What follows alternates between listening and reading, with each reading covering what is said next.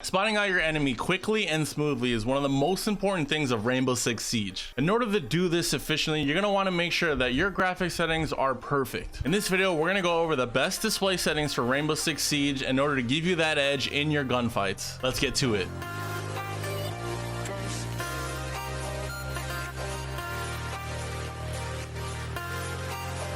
Before we get started, just do keep in mind that I am playing on PC, so that is gonna not work out for any console players out there. And also that this isn't going to be the most in-depth video. I'm not gonna go over too much of the settings. There's a lot of other great videos that I suggest you guys searching up. For this one, I'm pretty much gonna show you what I use and a little bit about why. Also, if these settings do help you out, consider hitting that like and subscribe button for more content, and keep in mind that we do stream on Twitch every single day, so I'll keep that link in the description. You guys can be with me on my journey as I try and turn this little thing right here purple. We'll see, maybe one day. Okay, but let's get to the settings. Now, as we head over to display, a lot of these things are going to be personal preference or your monitor's resolution, for example, and frame rate.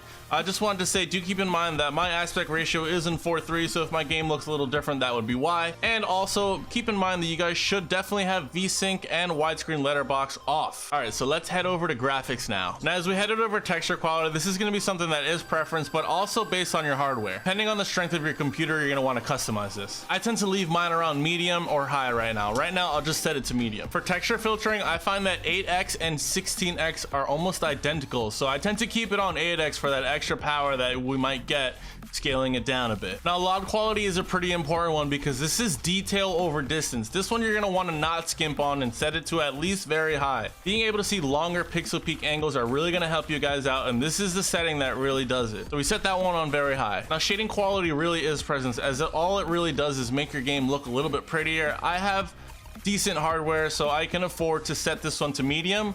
If you guys are really all about frames and you just want to get the most, you can go ahead and set it to low. Your game might not look as nice, but you will be getting those extra frames. Now, as we head over to shadow quality, this one is actually very important. Shadow quality definitely increases the hardware usage, but it's also very important in this game. Shadows definitely play a factor in spotting out your opponents and knowing where they're heading. That's why I like to keep my shadow quality on medium. I really wouldn't recommend having on low, as it might give you a disadvantage in your gameplay. Perfection quality is another thing that might make your game just look prettier, so I tend to have this on low as it's not that important during gameplay. Ambient Occlusion definitely has to be turned off, as it adds no benefit to the player just for looks, really. And that would be the same thing with lens effect. Zoom in depth of field is also something that you want to have off, as it tends to blur the outsides when you scope in, but you don't want that. You want to see what's happening even while you're scoped, so we're gonna keep that off. Okay, anti-aliasing is actually pretty important too.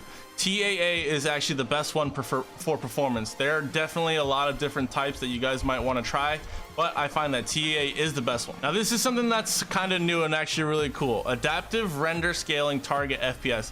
This is basically something that works directly with your GPU in order to set the frames that you want. I'm running on a 144 Hz monitor, so I'm gonna set this to 144. I'm not sure if everyone has this option, but if you don't, you could also just keep your render scaling at 100. And the very last thing will be sharpness, and you're going to have this up at 100% for maximum performance. And that'll be it, guys. That's my best settings for Rainbow Six Siege graphics. I'm going to slowly scroll through so you guys can see all of it one last time, and that'll be it. And I hope it works out. If you guys have any other questions or preferences, make sure to drop it in the comments. I would love to hear from it. But if that's all, then thanks again, guys, and I'll catch you on the next video. Peace.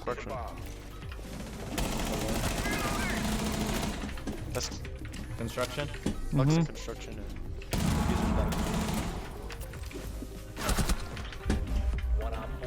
Oh my god. Oh, you scared me. First diffuser.